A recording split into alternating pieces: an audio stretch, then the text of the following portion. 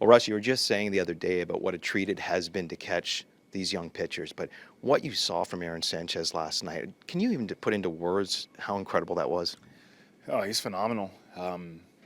Really just dominated a team that has great hitters. I think he struck out. I mean, the most impressive, I think, thing from yesterday to take from it was striking out Victor Martinez 3 times. That doesn't he won't he can go through a stretch where he doesn't strike out 3 times in a month. So that just kind of shows you what kind of stuff that he had yesterday. But for him, he's always had a live arm, and the thing about it is just the consistency of his secondary pitches are what's impressive to me. The feel that he has for his changeup now is like night and day compared to last year.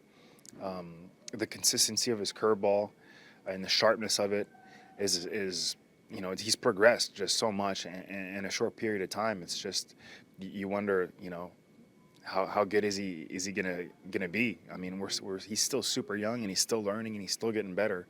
So I think the future is bright for him. Because of his age, John Gibbons has said the plan is still at some point to move him into the bullpen to save his arm. How do you see what he's doing now, being a guy that can use more than one pitch? How do you see that translating into what he could bring later in the season, deep in a game? Yeah, well, I mean, yes, he was definitely on yesterday, but if that becomes a habit, I mean, there's just, he's going to have low stress innings. And I think that's the key for a pitcher, when you're able to get 1, 2, 3 innings and keep the game going, keep the rhythm going. I think that plays throughout a year. You have to really think back of like, okay, how many stressful innings did this guy have? Did he grind, through 200 innings or how many ever innings they want him to pitch? So, for me, it's not even about pitch count. It's just more about the stress that you're putting on the arm, every 5th day. And I think you have to put that into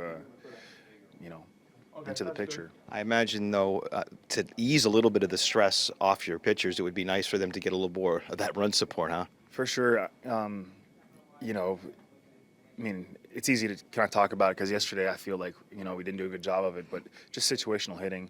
You get a guy on third base, less than 2 out. We good teams know how to get those guys in, and I feel like we're a good team. So I think collectively from top to bottom, I think we can be better.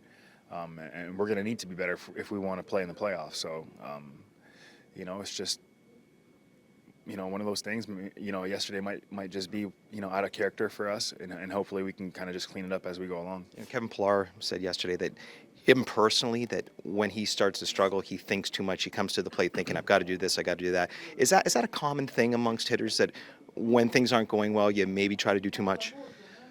Oh, I think, everybody kind of has to battle those thoughts, when things are going well. You have to try and stay positive, find a way, just find a way to keep it simple.